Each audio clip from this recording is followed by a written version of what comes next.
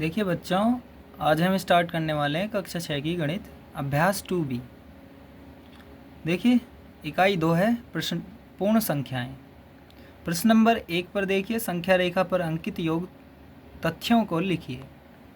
यह मैंने आपको समझा दिया गया है, यह इसका आंसर है। पहले दी गई थी ये संख्या रेखा और ये ऐसे आपकी कॉपी में या किताब में बना हुआ होगा। आप इसको समझिए मैंने ये क्यों किया है। यहाँ 0 से लेके 4 तक चली है तो ये +4 हुई है। 0 से 4 तक चली है, 1 2 3 4, 4 तक गई है। इधर जाने पर तो प्लस की होती है और इधर जाने पर माइनस की होती है। ठीक है, तो इधर को जा रही है तो प्लस के 4। ठीक, अब 4 से लेके 9 तक गई है तो +5 हुई है। देखो 1 2 3 4 5, 4 से 5, 5 और बढ़ी है तो +5। 0 से अगर देखें हम तो कितने बढ़ी है, यह संख्या कितनी बढ़ी है तो 9 तक बढ़ी है, तो प्लस के 9 लिख लीजिए। यह आपका पहला हो चुका है। ठीक है, अब देखिए इसको प्रश्न नंबर 1 का दूसरा, यह भी ऐसे दिखाया गया है। इसमें 0 से लेके 5 तक चली है तो +5 लिख दिया। 5 से लेके 11 तक गई है तो ये +6 हुई है। आपको दोनों ये समझ आ गए होंगे कैसे लिखें। और 0 से लेकिन 11 तक देखेंगे तो प्लस के 11 हुए। ये भी आपको समझ आ गया होगा। प्रश्न नंबर 2 पर देखिए, इसमें दिया गया है निम्नांकित तथ्यों को संख्या रेखा पर दिखाइए। ये दिए गए हैं 2 तथ्य हैं। 5 + 4 = 9 होगा और 0 + 5 = 5 होगा। तो पहले को समझिए ध्यान से, यह समझा रहे हैं इसको। एक संख्या रेखा बना ली है जो 0 से स्टार्ट होगी और इधर प्लस की तरफ को चलेगी, क्योंकि ये दोनों संख्याएं प्लस पर हैं। ये भी 5 प्लस का है, 4 भी प्लस का है, दोनों जुड़ने पर 9 हुए हैं। ये भी प्लस के हैं। देखिए कैसे, 1 2 3 4 5, सबसे पहले कहा है उसने 5 चलेंगे तो 0 से 5 चले हम। ठीक है, 5 हो गया है, ये 5 लिख दिया। और 5 से लेके 4 और आगे बढ़ेंगे तो 9 तक पहुँचेंगे। यहाँ 5 तक चले, यहाँ 4 तक चले, 9 हो गए यहाँ पर, तो +4 लिख देंगे, 9 हो गए। यहाँ से यहाँ तक देखा तो जाए तो ये भी 9 हो गया। तो प्रश्न नंबर 1 की तरह ही दिया गया था ये, आप समझ गए होंगे ये कैसे हो गया है। ये संख्या रेखा पर निरूपित करना है। ये उल्टा पूछ लिया है आपसे, पहले आपको ऐसा दिया गया था, अब आपको ऐसे करना है, यानी संख्या रेखा बनानी है।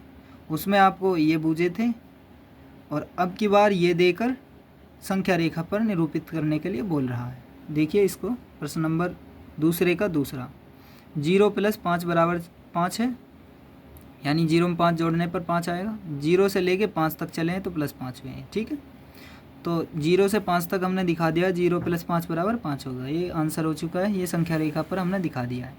अब देखिए दूसरे का ही तीसरा, इसमें दिया गया है 2 + 3 + 4 = 9 होते हैं। 2 और 3, 5 और 4, 9।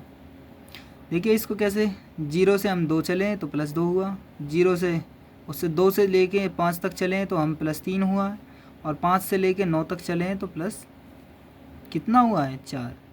देखिए 3 से उससे 5 से लेके 9 तक गए हैं तो 4 तो बढ़ेगा, 1 2 3 4, 4 बढ़ा है।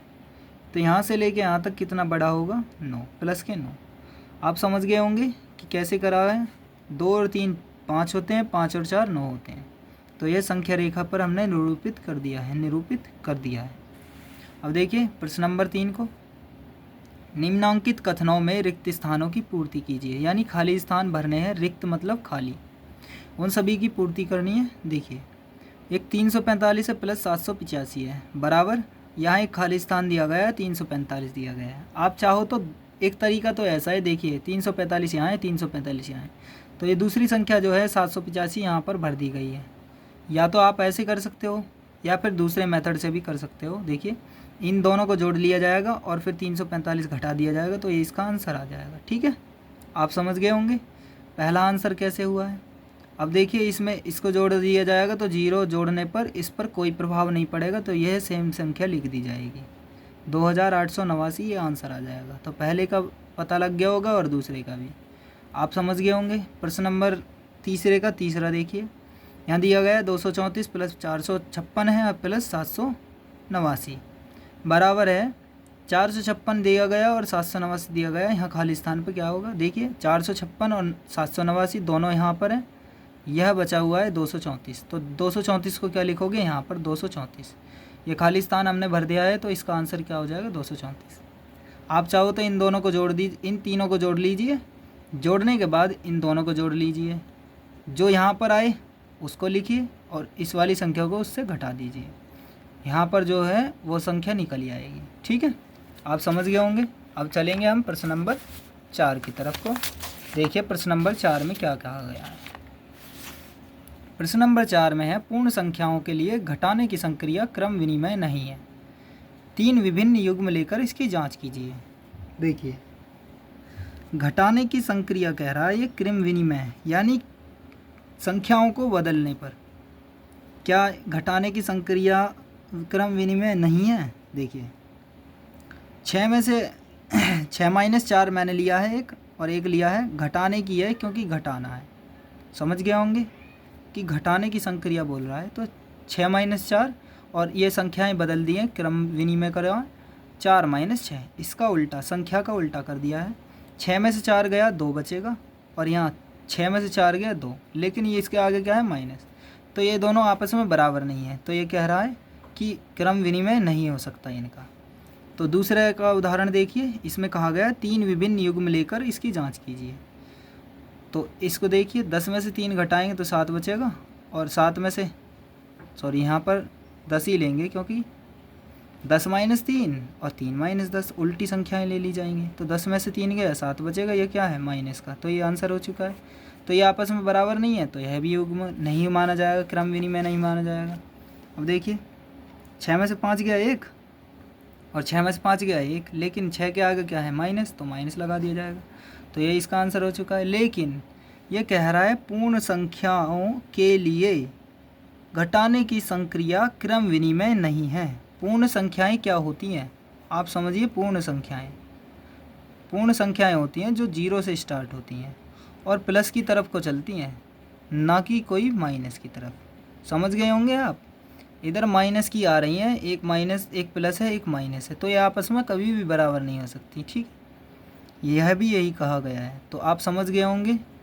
ये क्लास आपकी एंड हो चुकी है। आप यहाँ तक वीडियो देखने के लिए आप सभी का धन्यवाद, और अपने सभी दोस्तों को बताइए कि इस चैनल पर मैथ्स की न्यू ट्रिक और मैथ्स को अच्छे प्रकार से पढ़ाया जा रहा है, ताकि आपके दोस्त भी अच्छी तरीके से इस मैथ्स को समझ पाएँ और अपने मैथ्स के सॉल्यूशन को देख पाएँ और समझ पाएँ कि मैथ्स कोई डरने की बात नहीं है, आसानी से समझी जा सकती है। ठीक है, तो आप समझ गए होंगे कि मैथ्स कैसे पढ़ते हैं। ठीक है, धन्यवाद, मिलते हैं नेक्स्ट वीडियो में।